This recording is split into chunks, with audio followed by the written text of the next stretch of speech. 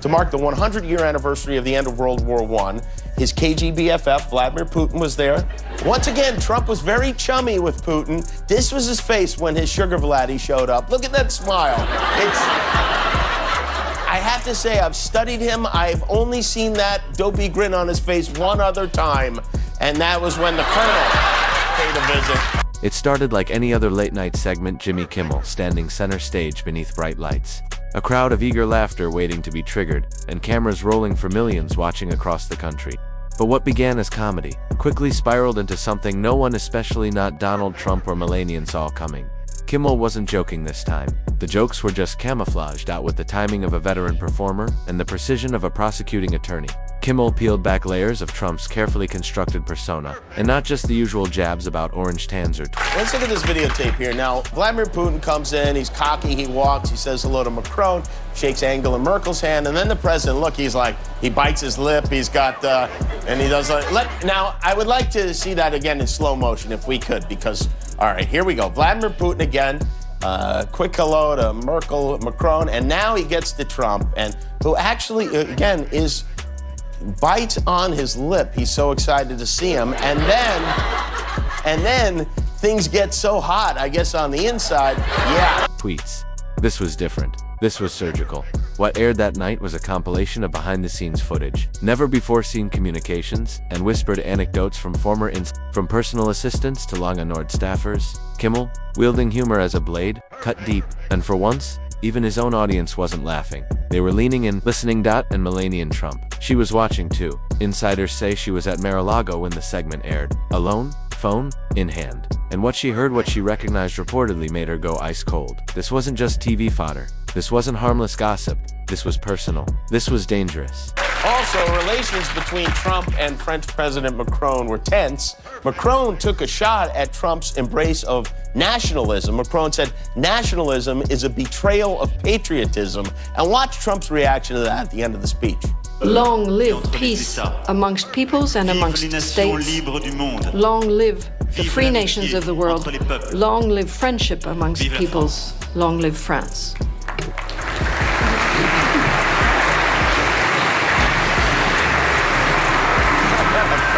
He's like, I don't know what the hell that guy just said, but I do not like it at all. Within hours, headlines spread. Melania contacts authorities after Kimmel's explosive segment. But why? What did he say that was so explosive it warranted a call to law enforcement? What lines did he cross? And more importantly, was what he said true? In this segment, Kimmel laid out a troubling series of claims, some bordering on allegations about Trump's time in office, his business dealings, and most notably, his behavior behind closed doors. Citing anonymous sources, obscure filings, and unverified but consistent testimonies, Kimmel suggested a pattern of manipulation. Trump promised he would end in 24 hours. Old fart of the deal spoke with his pal Putin by phone today, which that seems like a bad... Putting Trump on the phone with Putin is like putting your grandma on the phone with a Nigerian prince. This fellow is so charming. Putin agreed to nothing today. People keep asking if Trump is getting played by Putin, which is like asking if Hava Nagila is getting played at a bar mitzvah. Yes, is the answer. Thing and instability, not just in the political sphere, but in Trump's personal life as well. Then came the moment no one was ready for, the email. Kimmel read aloud what he claimed was a leaked email from a longtime aide of Melania Trump. The contents weren't criminal, but they were damning. They hinted at emotional strain, long periods of isolation, and deeply unsettling behavior within the Trump household. Melania, once considered a silent fixture beside a bombastic husband, was portrayed in this email as emotionally trapped. Watch this and try to imagine him saying any of this stuff about Melania. My relationship is very good with Chairman Kim. I have a very good relationship with Kim Jong-un. I have a great relationship with Kim Jong-un. I think the relationship that we've developed has meant so much to so many people. I have a good relationship with him. I like him. He likes me. He's quite a guy and quite a character, and I think our relationship is very strong. He follows my Twitter. But he's never had a relationship with anybody from this country and hasn't had lots of relationships anywhere. Our relationship is really a good one. We respect each other. We respect each other. Strategically, quiet, and possibly afraid. That's when the room stopped laughing. That's when things got serious. The crowd at Kimmel's studio was quiet. Even the band paused. There was something solemn about it, all strange. surreal tension between entertainment and exposure, between performance and revelation. Kimmel then closed the segment with a line that sparked a firestorm across every corner. Trump was bragging this weekend about a love letter he received from his man in North Korea. I got a very beautiful letter from Kim Jong-un yesterday. It was delivered. It was hand-delivered from, and it was a very positive letter. What did he say? I'd love to give it to you. I really would. He really wrote a beautiful 3-page, I mean, right from top to bottom, a really beautiful letter. So beautiful, his lip gets all sweated up talking about it. The internet, if even Melania's gone silent, maybe the real scandal isn't out there in politics, it's inside Trump Tower, and maybe, just maybe, we've been looking at the wrong crimes this whole time. By morning, conservative media had lit up with fury. Kimmel was accused of defamation, of overreach, of turning a comedy show into a courtroom. Fox anchors demanded apologies. Online forums exploded with theory. Too distant future. This is how he responds after a missile launch. Okay? He probably saw the word launch and thought it said lunch. It was like, hey. It's like he made a friend at dictator camp and now he wants to have a sleepover. On the path toward denuclearization in North Korea, there seems to be some major bumps in the road. It's been less than a month after Donald Trump and Kim Jong-un met at a whirlwind summit, but now tensions are flaring again. Glorious peoples of North Korea. The Trump-Kim relationship is on the rocks. I found out that he has been two-timing me with another dictator. What gives, Don? I gave you my heart. You gave me this Elton John CD signed not by Elton John. Did our summit mean nothing? We shook hands for a really long time. That's like diplomacy third base. But I guess it was just whim, bim, thank you, Kim. Was the email real? Was it satire? Had Kimmel crossed a legal boundary? But the most unexpected reaction came from Melania herself. Reports quickly emerged that Melania had placed a call, some say to Palm Beach County authorities, others say to federal channels. Details remain murky, but the story spread like wildfire. Melania calls police after late-night segment reveals Trump family secrets. Now, some believe this was a strategic. Melania Trump made a rare appearance in compliance with Section 3, subsection 2.7 of her prenuptial agreement. And I had look at the way these two lovebirds interact with each other. Their chemistry, it's positively smoldering. Please welcome our next Commander-in-Chief, my husband, President Donald J. Trump. It's in her suit today. To me, there's nothing more beautiful than watching a man and his wife try not to smudge each other's bronzing cream. Move. A warning shot from Team Trump to remind Kimmel and others in Hollywood that the family would no longer tolerate exposure disguised as entertainment. Others speculated it was something more Rowan, act of panic, a response not from a first lady protecting her husband, but from a woman realizing the walls were closing in, and the question began to spread. If Melania did make that call, was it to protect her husband or herself? Theories emerged that Melania was, in fact, not concerned with the truth being exposed, but with the collateral damage it might cause her. Lawyers debated. One of our great partners, no matter who we look to, and we have great partners in the world, but we have none stronger and nobody like the gentleman that's right before me. He's your greatest representative. I do. I like him a lot. I like him too much. That's why we give so much, you know? Too much. I like you too much. Great guy. Whether Kimmel could be subpoenaed. Social media exploded with hashtags like hashtag MELANIA knows and hashtag Kimmel leaked out behind the scenes. Sources claimed that Kimmel received legal threats.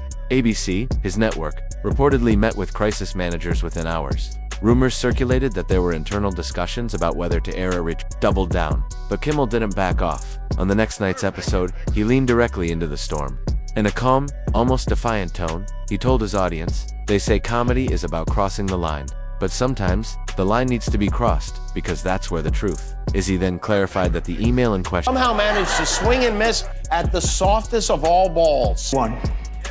Except Look, he's going crazy. Except for day one. meaning I want to close the border and I want to drill. that's drill, not that's drill. that's not No, no. that's not retribution.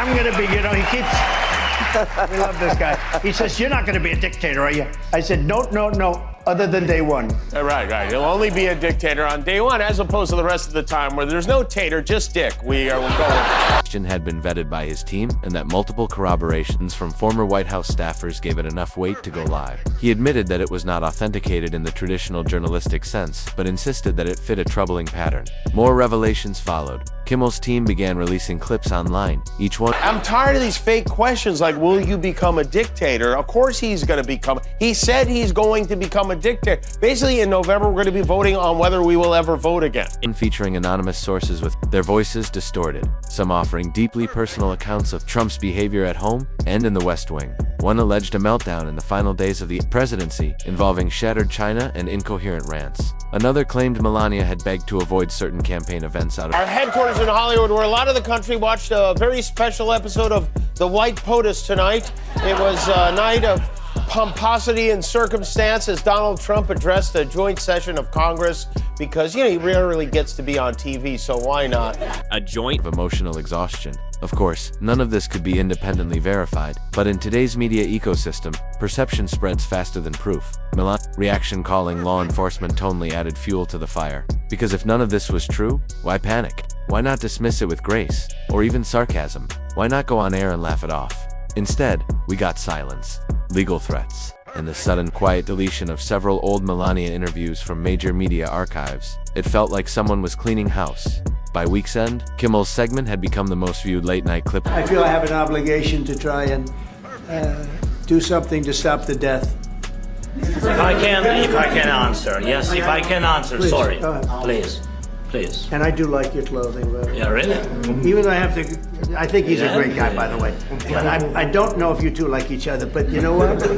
I think he's dressed. I think he's dressed I like beautifully. this guy. I don't know I think him. he's dressed beautifully. So I have more serious things than answer on such That's questions. true. That's I will okay. answer on more serious That's a good questions if I statement. can. Yes. Yeah, so please. Yeah, please. This poor man, they're bombing every hospital in this country. He's sitting there with the half-wit fashion police talking about what he's wearing. Of the year. News channels were still dissecting it. Trump himself took to Truth Social, calling Kimmel a late-night loser and mentally unwell. Melania's spokesperson issued a vague statement denying the claims and condemning irresponsible speculation. But the damage had already been done, because the point was never just about proving something. The point was asking why we're afraid to even ask. Don't feel now, but you will feel it in the future. God bless. You don't know that. God bless. You don't God know that. bless. You will not have a war. Don't tell us what we're going to feel. We're trying to solve a problem. Don't tell us what we're going to feel. I'm not telling you. Because I'm you're in no answering on position this to question. dictate that. That's Remember exactly what this. you're doing. I'm not You're dictating. in no position to dictate what we're going to feel. Serious. You're gambling I'm with the president lives in of war. millions of people. You think- You're gambling with World War III. What do you You're think about- gambling with what do you World think War about- III. And what you're doing is very disrespectful to the country, this country. Why the media, the public, and even the government tiptoe around Trump's personal life like it's some sacred ground. Why it takes a comedian, not a journalist, to dare say what many suspect.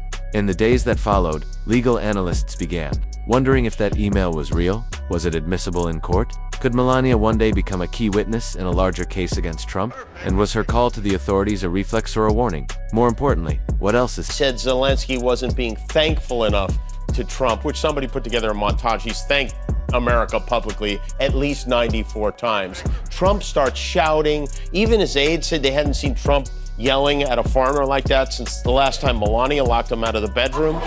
still hidden and spin? Why does every attempt to shine a light on it result in more shadow? By the second week, Kimmel doubled down again, interviewing former insiders anonymously and teasing a potential full-length documentary. The tension escalated. Online communities began tracking Melania's whereabouts. A strange kind I said thanks You haven't in been this allowed. cabinet. You haven't Not been only allowed. in this cabinet. We gave you, through I this said stupid thank- president, $350 billion. You voted we gave for you your military president. equipment, You and you voted men for are your brave, president. but they had to use our military. What about if, West? if you didn't have You our invited military me- equipment, you invited if me you to didn't speak. have our military equipment, this war would have been over in 2 weeks. Trump of digital detective work emerged, fans dissecting old footage, watching body language, speculating about secret signs, and still no one from the Trump camp directly addressed the content of Kimmel's claims. They called it slander, called it madness, called it Hollywood noise, but no one said, that's false. And that silence. Basically, they said our country's most sophisticated helicopter has the same weakness as an Amazon package you leave on your porch. And while he could have driven by car to the event, he said he didn't want to cause a traffic jam. He's very considerate that way. Bottom line, he missed the memorial because he didn't want his hair to get wet. He didn't want us to see, because when it rains, his hair looks like this. That's right. So that was bad. The fact of the matter is, this is a dangerous person. This is a stupid person. And that's a bad combination. And I think what we're forgetting, I keep forgetting it, and I have to keep reminding myself. Jimmy spoke volumes, because maybe Kimmel's greatest success wasn't exposing some buried secret. Maybe it was proving how fragile the armor really is. That the empire built on image, loyalty, and fear can tremble from a single late-night monologue.